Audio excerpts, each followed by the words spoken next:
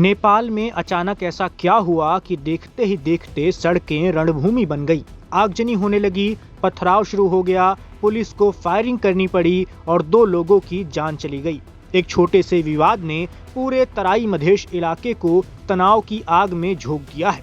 कई जिलों में कर्फ्यू लगाना पड़ा और भारत नेपाल सीमा तक अलर्ट बढ़ा दिया गया है। सवाल यही है कि आखिर नेपाल में हालात इतने खराब कैसे हो गए।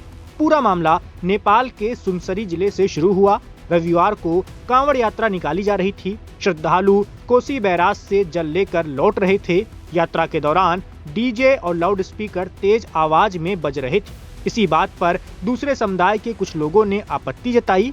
पहले दोनों पक्षों के बीच में कहासुनी हुई। लोगों को लगा कि थोड़ी देर में मामला शांत हो जाएगा, लेकिन कुछ ही समय बाद माहौल पूरी तरह बदल गया। बहस धीरे धीरे गुस्से में बदली और फिर दोनों तरफ से बड़ी संख्या में लोग मौके पर पहुंचने लगे।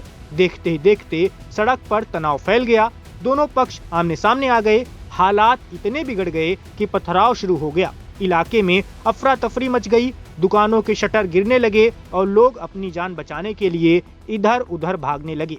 सूचना मिलते ही स्थानीय पुलिस मौके पर पहुंची। पुलिस ने दोनों पक्षों को समझाने की कोशिश की और लोगों से शांति बनाए रखने की अपील की, लेकिन हालात लगातार हाथ से निकलते गए। पुलिस के मुताबिक भीड़ को रोकने के लिए पहले हल्का बल प्रयोग किया गया। इसके बाद एक अधिकारी ने 3 हवाई फायर भी किए ताकि लोग पीछे हट जाएं, लेकिन इसका भी कोई असर नहीं हुआ। भीड़ लगातार उग्र होती गई। पुलिस पर भी पथराव शुरू हो गया। इस हिंसा में एक इंस्पेक्टर सहित 8 पुलिसकर्मी घायल हो गए। जब हालात पूरी तरह बेकाबू हो गए और पुलिस को लगा कि हिंसा और फैल सकती है, तब रात करीब 10:45 पर गोली चलानी पड़ी। फायरिंग में ओम प्रकाश मेहता को गोली लगी और उनकी मौके पर ही मौत हो गई।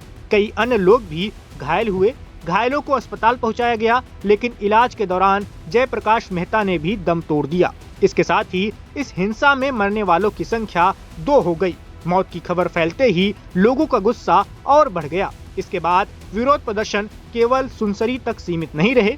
गुरुवार को पूरे तराई मधेश क्षेत्र के कई हिस्सों में प्रदर्शन होने लगे। कई जगहों पर सड़कें जाम की गईं, प्रशासन के खिलाफ नारेबाजी हुई और हालात को देखते हुए सुरक्षा व्यवस्था और कड़ी कर दी गई। स्थिति को नियंत्रित करने के लिए प्रशासन ने सुनसरी और सिराहा जिले के कई इलाकों में अनिश्चितकालीन कर्फ्यू लगा दिया। लोगों से घरों में रहने की अपील की गई। बाजार बंद कराए गए और सार्वजनिक गतिविधियों पर रोक लगा दी गई। आसपास के जिलों से अतिरिक्त पुलिस बल और पुलिस फोर्स की टीमों को भी बुलाया गया ताकि हालात पर जल्द से जल्द काबू पाया जा सके। इस पूरे घटनाक्रम ने नेपाल की कानून व्यवस्था और सामाजिक माहौल को लेकर कई सवाल खड़े कर दिए हैं। जिस विवाद की शुरुआत केवल तेज आवाज में डीजे बजाने को लेकर हुई थी, वो कुछ ही घंटों में हिंसा, फायरिंग और मौतों तक कैसे पहुंच गया। अब प्रशासन की सबसे बड़ी चुनौती ये है कि इलाके में शांति बहाल की जाए और दोनों समुदायों के बीच फिर से भरोसा कायम किया जाए।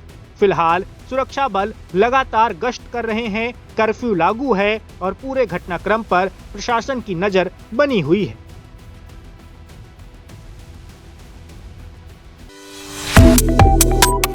Subscribe to One India and never miss an update. Download the One India app now.